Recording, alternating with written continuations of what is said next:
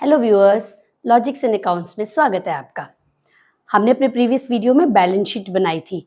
आज हम उसी टॉपिक को कंटिन्यू करते हुए बैलेंस शीट पे और वर्क करेंगे, ठीक है।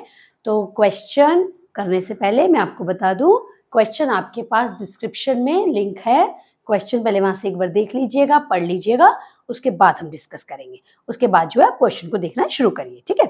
तो चलो, I am writing the question summary form में एक बार लिख लेते हैं क्वेश्चन को।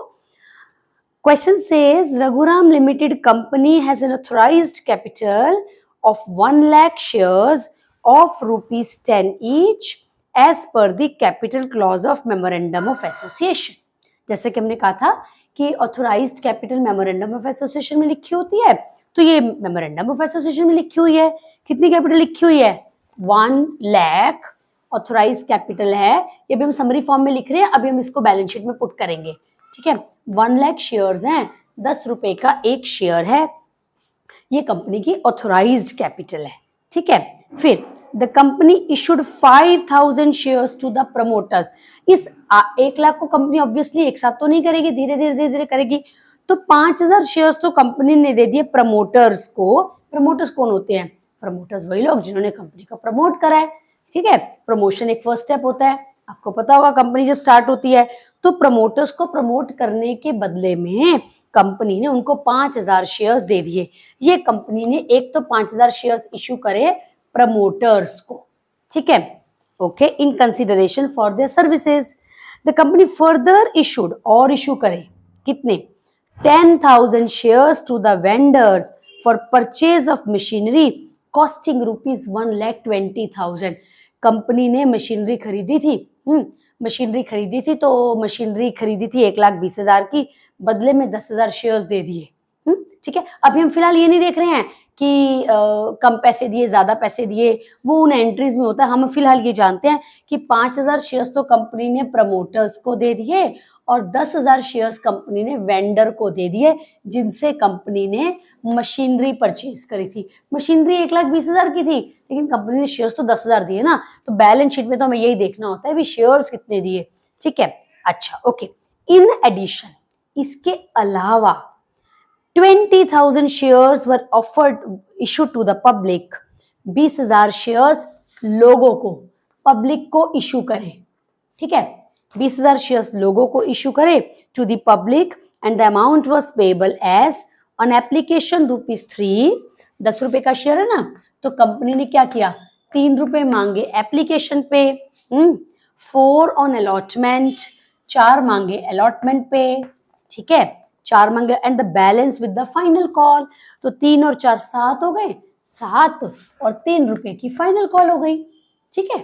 ये पब्लिक को इशू करे, 5,000 प्रमोटर्स को करे, 10,000 मशीनरी खरीदने के बदले में दिए शेयर्स, और 20,000 शेयर्स शेयर होल्डर्स को, पब्लिक को इशू करे, और उनसे पैसे धीरे धीरे ऐसे करके मांगे, 3 + 4 + 3, ठीक है। चलिए आगे बढ़ते हैं। उसके बाद क्या है? The amount was received on time. सबसे पैसे मिलते गए टाइम पर, on time except on 100 shares on which final call was not received. सबने पैसे दिए, एक पर्सन था जिसने 100 शेयर्स पर फाइनल कॉल नहीं दी। इसका मतलब उसने एप्लीकेशन के 3 रुपए दिए, अलॉटमेंट के 4 रुपए भी दिए, लेकिन 100 शेयर्स पर फाइनल कॉल नहीं दी। अब जैसा कि हमने अपने प्रीवियस वीडियो में डिस्कस करा था कि अगर जब पैसे नहीं मिलते तो हमारे पास कई कैटेगरीज बन जाती है बैलेंस शीट में लिखने के लिए। कॉल्स इन एरियर कब लिखना है? कॉल्स इन एरियर तब लिखना है जब शेयर्स को, कॉल्स इन एरियर जब शेयर्स को फोरफिट नहीं करा, नॉट फोरफिटेड। भाई इसके अंदर तो फोरफिट करा है, इसका मतलब कॉल्स इन एरियर की कैटेगरी में तो नहीं आएगा, ठीक है। अच्छा, शेयर फोरफिटेड आपने तब लिखना है जब उनको फोरफिट कर लिया एंड री इशू नहीं किया। इस क्वेश्चन में फोरफिट तक दे रखा है, दी शेयर्स वर फोरफिटेड, प्रिपेयर बैलेंस शीट, यानी इनको फोरफिट कर लिया, री इशू नहीं करा। तो जिनको री इशू नहीं करा होता वो शेयर फोरफिटेड की कैटेगरी में जाते हैं, ठीक है। चलिए अब बनाते हैं बैलेंस शीट। तो बैलेंस शीट जैसा कि पिछले वीडियो में हमने कहा था कि वर्टिकल फॉर्म में बनती है, ठीक है। तो वर्टिकल फॉर्म में ये तो समरी लिख ली मैंने क्वेश्चन की। अब जो है हम क्या नाम है, बैलेंस शीट शुरू करते हैं। बैलेंस शीट, सीरियल नंबर हो गया ये हमारा, ये हो गए हमारे पर्टिकुलर्स, ये नोट्स टू अकाउंट्स, उसका नंबर डालेंगे और यहाँ पर अमाउंट लिखेंगे। ठीक है, amount of the current year. वैसे कंपनीज में जो बैलेंस शीट बनती है ना, तो प्रीवियस ईयर का अमाउंट भी होता है, पर क्योंकि इस क्वेश्चन में तो हमारे पास करंट ईयर का है तो हम उसी की बात करेंगे। ठीक है, तो यहाँ पर हमने लिखा सीरियल नंबर। ठीक है, इनफैक्ट इसका तो कोई खास ऐसा है नहीं, पर्टिकुलर्स, नोट नंबर, NN मतलब नोट नंबर। ठीक है, उसके बाद अमाउंट, NN क्या, ये क्या है, ये है note number. Notes to accounts जो होते हैं ना, उनका जी हमारा नोट्स टू अकाउंट्स का नंबर होता है, ये नोट्स टू अकाउंट्स का। चलिए, जैसे कि हमने कहा था कि नंबर 1 पे जो हमारी पहली साइड होती है वो कौन सी होती है, इक्विटी एंड लाइबिलिटीज। जैसे हमने बताया था कि हॉरिजॉन्टल बैलेंस शीट जब बनती है तो उसमें equity, liability side and asset side होती है। यहाँ पर क्या होता है, इक्विटी एंड लाइबिलिटी साइड, और फिर दूसरी आती साइड हमारी एसेट साइड। ठीक है, तो इक्विटी एंड लाइबिलिटीज, ये साइड हो गई, इसको हमने अंडरलाइन कर दिया। ठीक, चलिए अब इसके अंदर पहली हेडिंग हम कौन सी लिखते हैं, क्योंकि हमें तो शेयर कैपिटल से रिलेटेड लिखना है ना। तो जैसा कि हमने प्रीवियस वीडियो में डिस्कस किया था, अगर आपने वो नहीं देखी तो एक बार देख लीजिए, क्योंकि वहां हमने ना बेसिक्स क्लियर करे थे। तो ये हमारी पहली हेडिंग आ गई, शेयर होल्डर्स फंड्स। कंपनी की बैलेंस शीट ना एक स्पेशल टाइप से बनती है, शेयर होल्डर्स फंड्स। इसके अंडर हम लिखेंगे शेयर कैपिटल, क्योंकि एग्जामिनेशन में ज्यादा ना शेयर कैपिटल पे पूछा जाता है, शेयर कैपिटल। अब क्योंकि शेयर कैपिटल हमें काफी तरीके की लिखनी है तो हम उसको नोट्स टू अकाउंट्स में बनाएंगे। यहाँ हम डाल देते हैं नोट नंबर 1। ठीक है, नोट नंबर 1। तो आइए नोट नंबर 1 बनाते हैं और उसके अंदर पता करते हैं कि कैसे लिखना है। तो ये हमने बनाए, यहाँ पर हेडिंग डाल दी, notes to accounts, notes to accounts, ये करा, नोट्स टू अकाउंट्स। अब नोट्स टू अकाउंट्स के अंदर हम क्योंकि शेयर कैपिटल को बता रहे हैं तो यहाँ हमने नोट नंबर 1 को हम एक्सप्लेन कर रहे हैं। उसमें मैंने नंबर 1 पे लिखा, क्योंकि 1 क्यों, क्योंकि ये 1 है। ठीक है, ऐसे मान ली किसी और की डिटेल डिस्क्रिप्शन देनी है तो उसको 2 डालेंगे, हम इसमें शेयर कैपिटल की बात कर रहे हैं। तो यहाँ हम क्या लिखेंगे, नोट 1 हमारा क्या है, शेयर कैपिटल। ठीक है, शेयर कैपिटल। जैसा कि हमने अपने प्रीवियस वीडियो में डिस्कस करा है कि सबसे पहले शेयर कैपिटल को 3 हेड्स के अंडर लिखना है आपने। पहले ऑथराइज्ड कैपिटल, उसके बाद इशूड कैपिटल, उसके बाद सब्सक्राइब्ड कैपिटल, फिर आगे सब्सक्राइब्ड के 2 डिविजन्स हैं, हम करते हैं उस बात को। ठीक है, तो सबसे पहले हम लिखे ऑथराइज्ड कैपिटल। ऑथराइज्ड कैपिटल को जैसा कि हमने बताया था, ऑथराइज्ड कैपिटल भी कहते हैं, नॉमिनल कैपिटल भी कहते हैं, रजिस्टर्ड कैपिटल भी कहते हैं। ठीक है, तो ऑथराइज्ड कैपिटल इस क्वेश्चन में साफ साफ बता रखा है कि कंपनी की ऑथराइज्ड कैपिटल कैसे है, 1 लाख शेयर्स हैं, 10 रुपए का एक शेयर है, तो यानी कहने का मतलब है कितना हो गया, 10 लाख हो गया। तो इसके इनर कॉलम में हम शो करेंगे 1 lakh shares at the rate of ₹10। 10 रुपए का शेयर है ना, 10 रुपए, तो 1 लाख इंटू 10 हमने करा तो कितना आ गया, 10 लाख रुपीस। और इसको डबल अंडरलाइन करना नहीं भूलना, क्योंकि इसका टोटल फाइनल टोटल में नहीं आता। ठीक है, ऑथराइज्ड कैपिटल लिख ली। उसके बाद अगली कैपिटल हमने लिखी कौन सी, इशूड कैपिटल। इशूड कैपिटल का क्या मतलब है, इशूड कैपिटल में हमने कहा था जितने शेयर्स आपने इशू करे हैं multiplied by their face value. चाहे आप शेयर प्रीमियम पे करो, पार पे करो, कैसे भी करो, पूरे पैसे मांगो नहीं मांगो इससे कोई लेना देना नहीं है। सीधी सी बात यह है कि जितने शेयर इशू करे हैं आपने अब तक टोटल, जिस डेट को बैलेंस शीट बना रहे हो, इनटू देयर फेस वैल्यू। देखिए इस क्वेश्चन में 5000 शेयर प्रमोटर्स को इशू करे, 10,000 शेयर्स करे मशीनरी खरीदने के बदले में, और 20,000 शेयर करे पब्लिक को। 20 और 10 30 और 5 35। तो यहां मैंने लिखा 35,000 shares at the rate of ₹10 each. यहाँ भी ईच लिख लो क्योंकि ईच ही ऑब्वियस है, वैसे ही तो है ना, ईच। तो 35,000 शेयर्स 10 रुपए के हिसाब से इशू करे तो कितना आ गया, 3,50,000।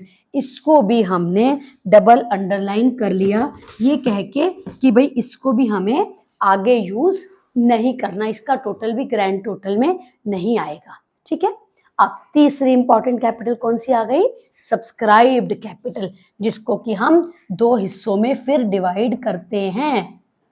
व्यूअर्स, हमने पुरानी अपनी से प्रीवियस वीडियो में बताई थी सारी बातें। मेरी रिक्वेस्ट है आपसे कि अच्छे से कॉन्सेप्ट को समझने के लिए एक बार वो भी देख लीजिएगा। ठीक है, इसमें हमने क्या करा, इसमें हमने थोड़ी कैटेगरी ज्यादा ले ली, उसमें एक कैटेगरी ली थी और कैपिटल को समझाया था, तो देख लोगे तो आपके लिए इजी हो जाएगा। सब्सक्राइब्ड को जैसा कि हमने कहा था दो हिस्सों में बांटते हैं, subscribed and fully paid. Fully paid का मतलब हमने क्या कहा था कि इसमें वो वाले शेयर्स लिखिए जिन पे आपने पूरे पैसे मांगे और पूरे मिल भी गए, मांगे भी पूरे मिले भी पूरे।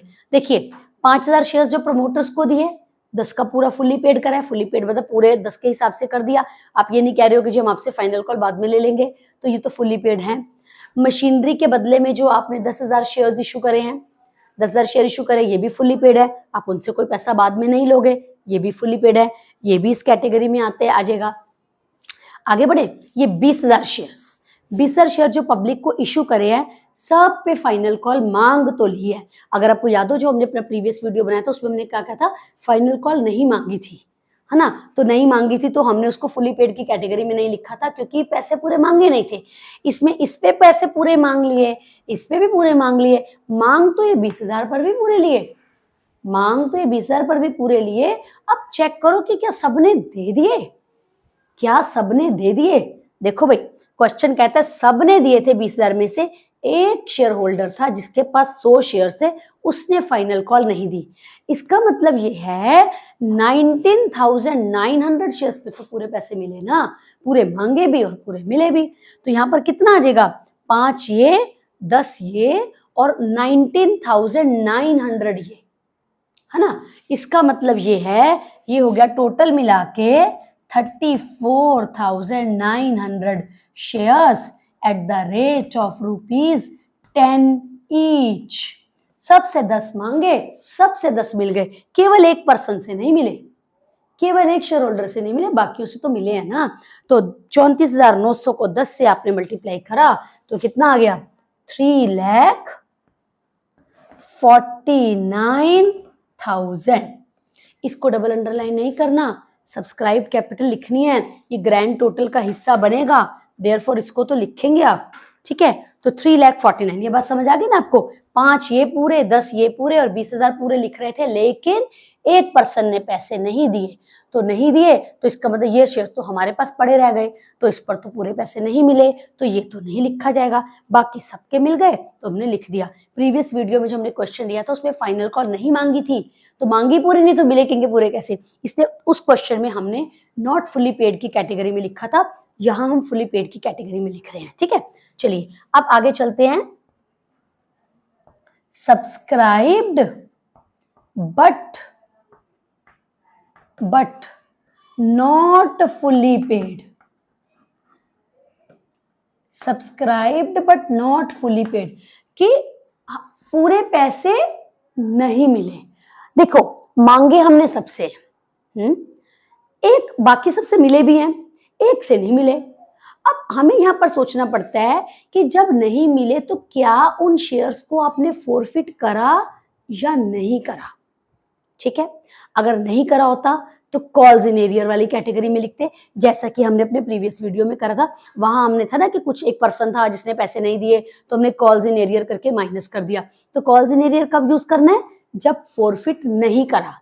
ठीक है ना, फोरफिट नहीं करा, फोरफिट करना मैंने जब्त करना, जब्त करके उसका लिख लेना, अपने पास रख लेना। अच्छा ठीक है, तो उसमें इसका मतलब उसका मतलब ये है कि ये कॉल्स इन एरियर की कैटेगरी में तो नहीं जाएंगे, तो फिर ये कहाँ जाएंगे, यानी इसका मतलब subscribe but not fully paid के अंदर कुछ भी नहीं है इस क्वेश्चन में, क्योंकि सभी फुली पेड हो गए ना, तो नॉट फुली पेड में नहीं है। 100 शेयर हैं, पर क्योंकि आपने उनको फॉरफिट करके रखा हुआ है तो उनकी तो अलग से कैटेगरी बनती है। कौन सी? उनकी कैटेगरी बनती है शेयर फॉरफिटेड। शेयर फॉरफिटेड में क्या लिखना है आपने शेयर फॉरफिटेड में लिखना है जिन शेयर्स को फॉरफिट करके रख लिया मल्टीप्लाइड बाय उनसे कितने पैसे मिले हैं, कितने पैसे मिले हैं। देखिए 100 शेयर्स हैं, 3 रुपए की फाइनल कॉल नहीं दी, मतलब 300 नहीं मिले, या ऐसे कह लीजिए पर शेयर 3 रुपए नहीं मिले, तो कुछ तो मिला हुआ है ना, एप्लीकेशन के 3 रुपए मिले हुए हैं, 4 रुपए अलॉटमेंट के भी मिले हैं, तो भाई 7 तो मिले हुए हैं आपको। तो जो पैसे मिल गए उनको आप शेयर फॉरफिटेड की कैटेगरी में लिखते हो। तो मैंने यहाँ पर क्या करा, मैंने यहाँ पर लिखा 100 shares at the rate of ₹7, क्योंकि 7 रुपए मिले हुए हैं आपको, तो 100 × 7 करा तो कितना आ गया 700। So what is the total share capital का? शेयर कैपिटल का टोटल आया 3,49,700। This is my total 3,49,700। Now I will write it here, यहां लिखा जाएगा शेयर कैपिटल के अंदर। सामने हमने कहा कि शेयर कैपिटल 3,49,700 आई है, कैसे आई है हमने इसको एक्सप्लेन कर दिया, इसकी नोट्स टू अकाउंट्स में पूरी डिटेल बता दी हमने। ठीक है, चलो शेयर कैपिटल से रिलेटेड बात तो हो गई। अब इस क्वेश्चन में ना एक बात और भी थी, जरा देखिए। क्वेश्चन ये था कि भाई 10,000 शेयर जो आपने इशू करे थे, 10,000 × 10 करो तो 1 लाख आता है ना, 1 लाख आता है, लेकिन आपने मशीनरी खरीदी थी कितने की? 1,20,000 की। हाँ ठीक है, तो इसका क्या मतलब है, मशीनरी खरीदी 1,20,000 की, शेयर्स दिए 1 लाख के, ऐसे कैसे पॉसिबल है? अगर आप इसकी एंट्रीज देखो, कंसिडरेशन अदर देन वाले टॉपिक में देखना, उसमें ये आपको डिटेल्स मिलेंगी। हम जहां पर मशीनरी डेबिट करी 1 लाख की टू वेंडर, वेंडर को 1 लाख देने हैं।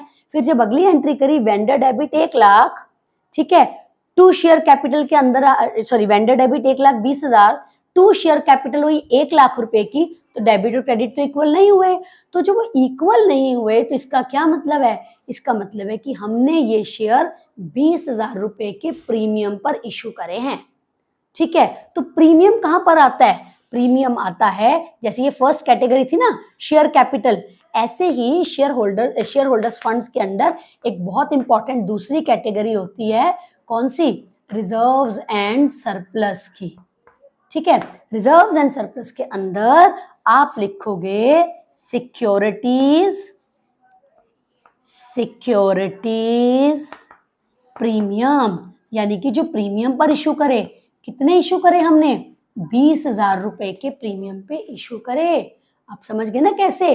भाई 1,20,000 की मशीनरी खरीद रहे हो, शेयर्स 1 लाख के दे रहे हो, इसका क्या मतलब है? 20,000 के प्रीमियम पे इशू करे आपने। ठीक है, अब क्या नाम है, हमारा जो टॉपिक है कंसिडरेशन अदर देन कैश, उसमें हमने ये बात अच्छे से समझाई है, उसको आप देख सकते हैं, आपको और अच्छे से समझ में आएगा। ठीक, चलो, तो बैलेंस शीट का टोटल कितना हुआ? बैलेंस शीट का टोटल हुआ 3,69,700। ठीक, इसको हम चेक कर सकते हैं। हाँ, कैसे? जरा एसेट साइड पर आइए। नंबर 2 हमारी हो गई एसेट साइड। जैसा कि हमने आपको कहा था कि एसेट साइड भी जो है ना हमारी उसके 2 मेन कैटेगरीज हैं, non current assets and current assets. ठीक है, नॉन करंट एसेट्स का मीनिंग आपको पता है ना, वो वाली एसेट्स जिन पे जो है जिनको हम लॉन्ग टर्म में यूज करेंगे। इस क्वेश्चन में नॉन करंट एसेट्स 2 आ रही हैं। एक तो देखो, जो अपने प्रमोटर्स को शेयर्स दिए हैं, आपको तो उसके बदले में कुछ मिला नहीं, उन्होंने सर्विसेज दी थी, सर्विसेज के बदले हमने शेयर्स दे दिए, पैसा तो कुछ मिला नहीं ना। भाई देखो, ये जब आपने शेयर्स इशू करे, आपको मशीनरी मिल गई, ठीक है ना, 1 लाख रुपए की।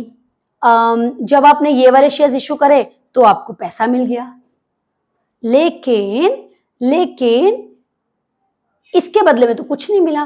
तो हम उसको किस कैटेगरी में डाल देते हैं? हम उसको गुडविल की कैटेगरी में डाल देते हैं। तो नॉन करंट एसेट्स के अंडर हम लिख देंगे क्या, हम लिख देंगे गुडविल। ठीक है ना, हम लिख देंगे गुडविल। गुडविल जो है वो कितनी आएगी, जितने के शेयर्स थे फेस वैल्यू पर इशू करें। हमें कैसे पता फेस वैल्यू पे इशू करें, कुछ बताया थोड़ा कि प्रीमियम पे जो है कैसे। तो 5,000 शेयर को 10 से मल्टीप्लाई करा तो 50,000 रुपए की तो आ गई हमारी गुडविल। ठीक है, ये प्रमोटर्स की वजह से है। अच्छा जी, 1,20,000 की आपने मशीनरी भी परचेज करी थी, ये भी नॉन करंट एसेट है। तो यहां मैंने कहा मशीनरी, ये नॉन करंट एसेट्स के अंडर लिखा जा रहा है 1,20,000 रुपए की मशीनरी।